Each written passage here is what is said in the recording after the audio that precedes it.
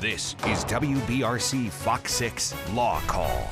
Hello and welcome to Law Call. We've got the answers to your legal questions. Here's what's coming up tonight.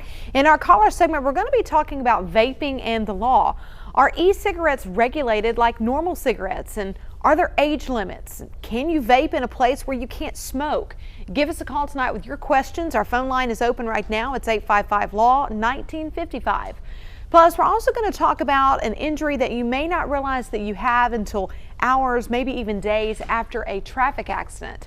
But first, we have personal injury attorney Ken Riley. He's here to take a look at one of your email questions. And Ken, tonight's question comes from Carter. Carter writes into us saying that I relocated for work and wasn't able to be at my new home during the move. One of the movers was injured at the apartment I'm renting. I don't have rental insurance yet. Am I going to have to pay for his medical bills? So great question. Yeah, I can see this happening, but I don't see how that's your fault unless there's something that you did or failed to do that you were supposed to do at your other rental place. And just because you have rental insurance, that doesn't necessarily mean that it would cover an event. But without knowing more information about how this person was injured, that person is likely to have workers' comp insurance that's going to pay for that person's injuries, his or her injuries, and the medical expenses associated with it. So unless you did something that made the place dangerous and didn't warn about it, then you're probably going to be okay. All right, thank you for sending us your question. I hope that helps you. For more information, go to Ken's website, deliveringjustice.com, or go to WBRC.com and click on the Law Call link that we just showed you there. I hope you're doing well tonight. We are glad that you are joining us for Law Call. This is the time where we take your phone calls from home and hopefully have a great conversation with you. So we would like to hear from you. Just pick up the phone and call us on that number you see there on your screen.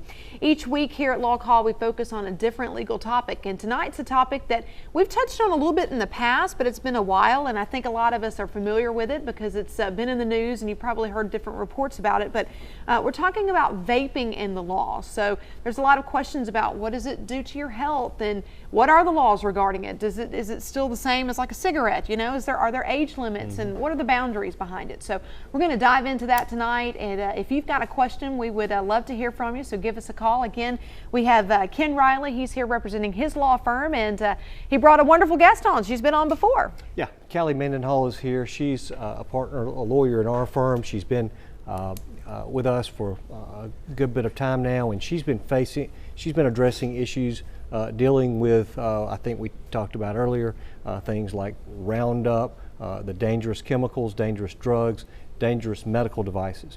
And this is one of the things that now, as this litigation is coming to the forefront, Callie started looking into and advising people on the dangers of the e-cigarettes, the vaping, and what sort of legal rights someone who is injured by these e-cigarettes and by vaping, what their rights are. And we're kind of on the forefront of this litigation. It's just getting started, and I think a lot of that's because the doctors who are diagnosing these patients, these injuries, are just now learning that these things can be harmful. So, Callie, welcome. Right, thank you. Thanks for being on the show. Thank you for having me. Yeah. And that's right. Everything is very, very new in this for this product. I mean, it came on the market just about 10 years ago, but really the one that we're talking about tonight is the actual Juul, and that came on the market just in 2015 in the USB shape. So it's just, I mean, this is actually one that we found earlier tonight to show everybody. But it's very sleek, very small, easily concealable. And really, when this came out in 2015, this is when e-cigarettes really made it onto the market. In fact, this one is, if you buy one, it's a 70% chance that it's this one. Additionally, because of that, they're really, the medical science has not come out. And when these e-cigarette products first came out on the market, it was supposed to be touted as the alternative to cigarettes. If you're trying to quit smoking, use this. It's kind of, a gateway, almost like a nicotine patch to kind of make your way off of the cigarettes. However, we're starting to learn that is not the case. And in this year alone, they've had 127 seizure-related e-cigarette injuries, And I'm sure everybody's kind of heard in the news, there have been 5 reported deaths across the country. And with such a new product, it's only safe to assume that that's going to increase. In response to that, the FDA and the CDC have now said we're going to spend millions, we're going to really get in there and study this product and figure out what it is that is causing either the same amount of problems as a traditional cigarette, or if there's more that's out there than a traditional cigarette with these products. And so folks at home, you said the FDA, what is the FDA and what is the CDC? Sure. So the FDA is the Food and Drug Administration. They oversee everything, from the toothpaste that you use to the bananas that you eat to, the medication that your doctor gives you. They do not approve things like e-cigarettes before they get on the market. However, when there are significant safety events going on, they start taking a look at that. And so that's kind of how they got involved in this. The CDC is the Center for Disease Control, and it's actually based over in Atlanta, so it's pretty close to here. And their job is really when they start noticing a large amount of injuries, significant injuries, like the seizures, like the deaths, like the popcorn lung that they're also seeing with these products. That's their job, to get in there and study it and really kind of get their doctors on board to come out with an opinion as to whether these products are safe or not.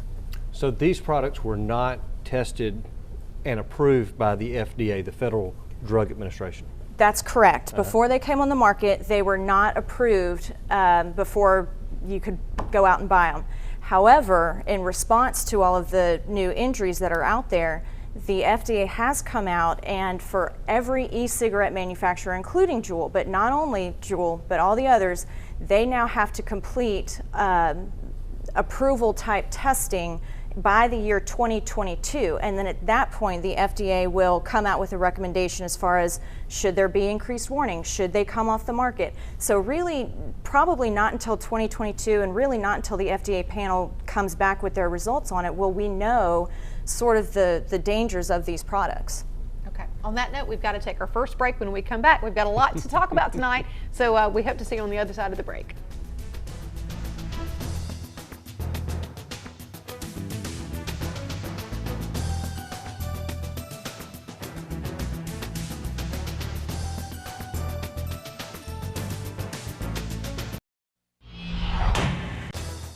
WBRC Fox 6 Law Call with award-winning broadcaster Tiffany Bittner. And from the Birmingham law firm of Ferris, Riley & Pitt, personal injury attorney Kirby Ferris, a proven advocate known for his aggressive courtroom skills. Personal injury attorney Ken Riley, practical, professional, recognized by Birmingham Magazine as one of Birmingham's top attorneys. Plus, guest attorneys from across Alabama. Your rights, your calls, live.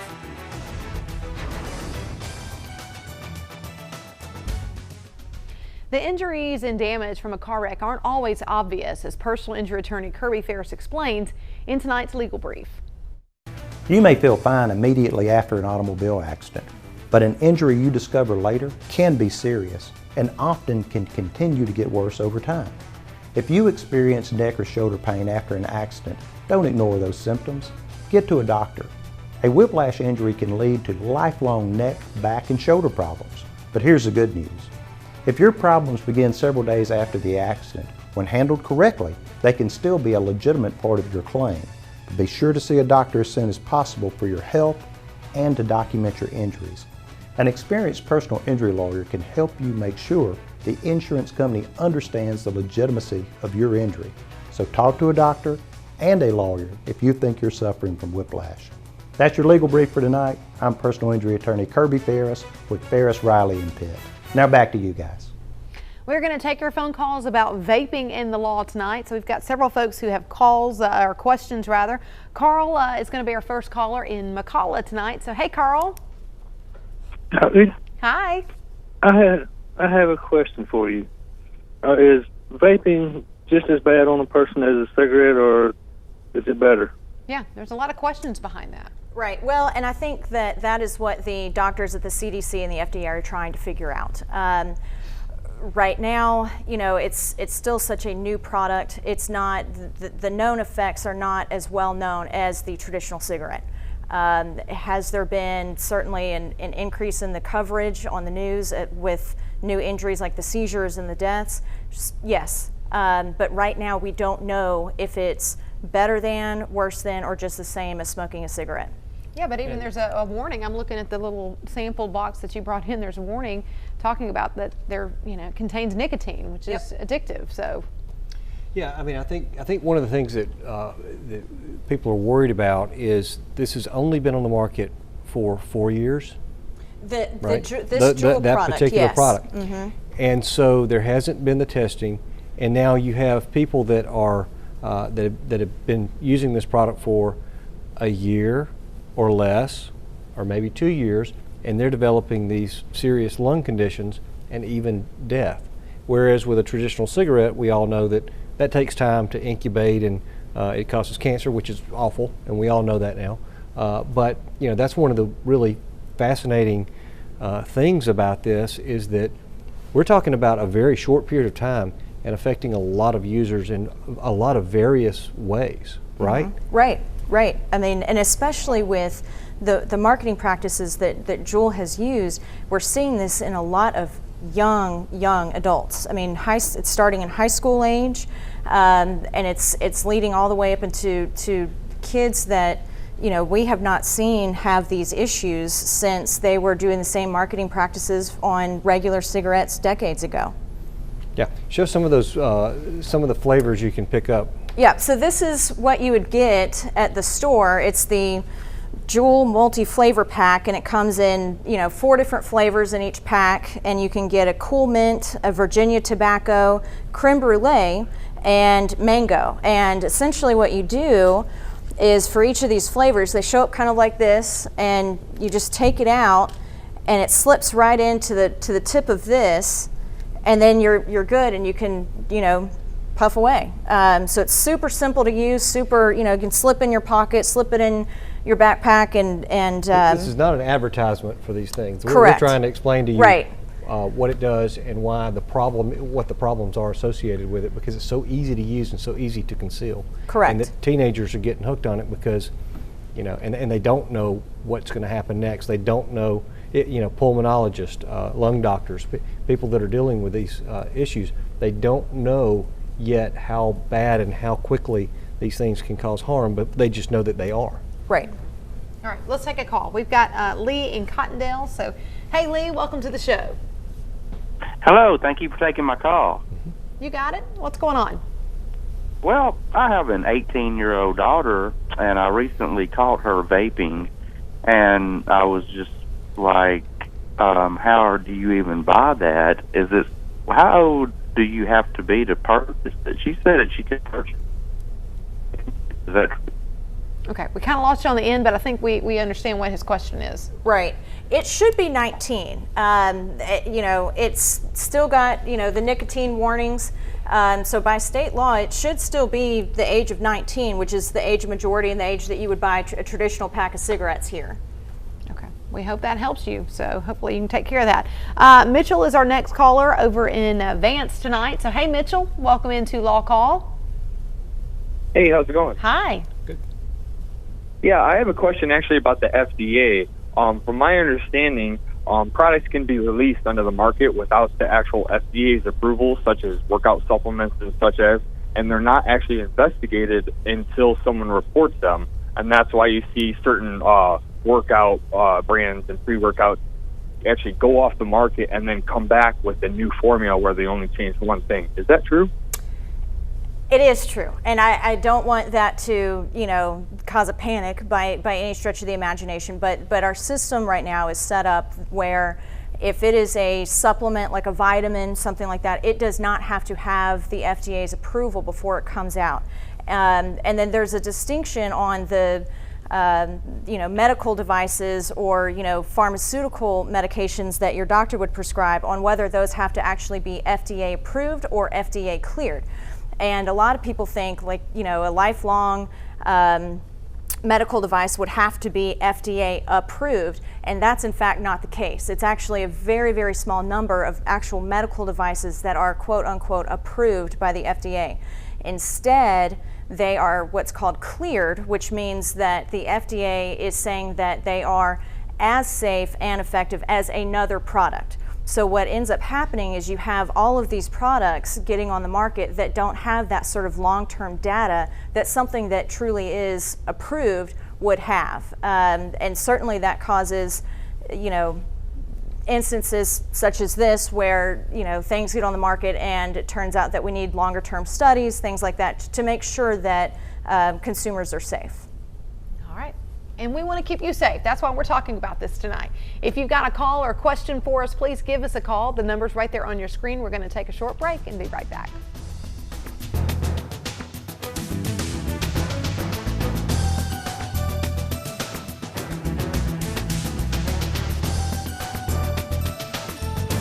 All right, so we like to show you our calendar. This is what we've got planned for the next 3 weeks out here at LawCall. Next weekend on the 15th, we're going to discuss grandpa-in law. September the 22nd will be divorce and child custody matters. And then September the 29th, we're going to discuss bankruptcy. So we hope to see you here for those shows, and call us with questions that you may have. We'd love for you to be a part of our show, or email us if you've got a question. Make sure you get in touch with the attorneys that you see on the show. So as you're watching, if you have a follow-up question or maybe something else that you just need some information on, make sure you call Ken Riley. He's here tonight along with Callie Mendenhall. They're both with Ferris, Riley, and Pitt. Their office number is 324-1212 or deliveringjustice.com. That's how you can find them. Now, their law firm not only handles medical devices and things like this, but they're personal injury. So, Ken, you want to elaborate a little bit about that and the types of cases you guys take? Sure. Well, the things that Callie is talking about tonight falls under the umbrella of an injury case, and in some cases death. And so we are a personal injury firm. We also help families when they lose someone to wrongful death. And so we try to tell folks, we try to inform folks and let them know that if you want to hire an attorney, if you want to hire us, we work on a contingency basis. In other words, we don't charge you a fee unless we recover for you. And the benefit to that is it's very expensive a lot of times to litigate. A lot of times you're up against big, powerful companies that do have the funds to litigate. And that's what makes the contingency system so good for folks who have been injured or harmed. We also tell people that if you're not comfortable with us, or if you're not comfortable with the attorneys, that may advertise for a certain thing, we say contact your local family attorney, that attorney who has worked with you in a bankruptcy, in a divorce, in any general matter, and let them refer you to an attorney that they trust, because that person can do that. It doesn't cost you any more money, and you can get basically a lawyer screened for you. And that's what we've been recommending. We work with a lot of attorneys, and there are a lot of great attorneys here in town that work with other attorneys. So we just recommend that for anybody who happens to be watching and needs the type of help that we and other firms provide. All right. Thank you so much, Ken, for sharing that. Let's see. We're going to continue our discussion about vaping in the law. We've got Dottie in Talladega on the phone tonight calling us. So, hey there. Hello, how are you? Hi, we're great, thank you. I wanted to ask, I saw a phone number on the TV about the hernia May. I called the 1-800 law firm. I was wondering about their reputation, if they're able to help you out or anything. I've had 3 hernia surgeries, and I was wondering if you knew anything about the 1-800 law firm. Callie knows all about hernia mesh litigation. So Callie, I don't know about the 1-800 law firm, but I think there's a lot of them out there. Right. He's right. I don't know the 1-800 law firm specifically. However, our firm does handle hernia mesh. In fact, that's a lot of what I work on in the office. There's a lot of bad products out there. However, there are some hernia mesh products that are better than others. But certainly if you've had a revision And certainly it sounds like you've had at least 3 revisions on the hernia mesh, maybe another one implanted in that time period. That is certainly something that you do want to talk to a lawyer about and just kind of see if you do have a claim. There's active litigation on all the major manufacturers going on in different parts of the country, and we're involved in all of those, so we'd love to hear from you. All right, fair enough. Thank you very much. Okay, so back to the vaping part. Let's talk about, you've mentioned that the FDA, there's some things in the works to start possibly regulating it, or at least looking at that. Talk about litigation though. Right. Where do folks go, or what's going on in that world? Right. So right now there are several class actions that are kind of in the works on the marketing aspect of it. So particularly if you are underage and you vape and you've kind of gotten caught up into the marketing of it with the flavors and how sleek it is to put in your backpack, that's something that would interest you. And I would encourage you to watch the news and kind of look on Google every now and then and make sure that you're up to date on that. If you've been injured, that will not be covered in those class actions, and that is something that our firm is investigating. Those are cases that we are going to handle. They will not be handled in a class action manner. They will be prosecuted individually, and the settlements and verdicts that would come out of that would also be individually. It would not be lumped in with the thousands of others or hundreds of others, how many there's going to be out there. So what types of specific cases, I guess, are you seeing? Sure. So the types of cases that we're seeing are any kind of lung injury. We have seen some popcorn lung, which is where you're just getting the coating down in the lung and it's causing kind of, like asthmatic type symptoms, things like that, like kind of a bronchitis type of effect. Seizures, certainly if you've known somebody that's died, that's terrible, but those are the kind of cases that we have been investigating as well, and kind of everything in between. I mean, if you've got a new diagnosis of horrible asthma, horrible bronchitis, something that's long-term that is not attributed to anything else in your medical history, then that's certainly a case worth looking into. Yeah, and I would think that if you go see a pulmonologist, some may have experience with these types of issues, and some may not. Mm-hmm. And so these injuries may be masked as something else. And so what I would suggest is, if you do go see a pulmonologist or any doctor for that matter, and you're wondering about these respiratory issues, make sure you disclose to them that you have been using these products, because that will allow them to kind of narrow in on the diagnosis. And then the next thing is, if you do smoke, if you do use these products, and you are starting to feel some respiratory type of effects, I think probably the best thing to do would just be to stop using it. Right. Because nobody knows if this is causing, if stopping it will stop the symptoms. At least it'll stop the harm. Right. From additional harm. So just use your common sense. It's just like everything else in the world. These things have not been tested, so we just don't know. Right, that's exactly right. All right, we're out of time. Thanks, guys, for coming in. We appreciate it. Thank you for tuning in and calling us tonight with your questions. We'll see you next weekend for LawCall as we discuss Grandpa and the law. So have a great week. We'll see you Sunday night.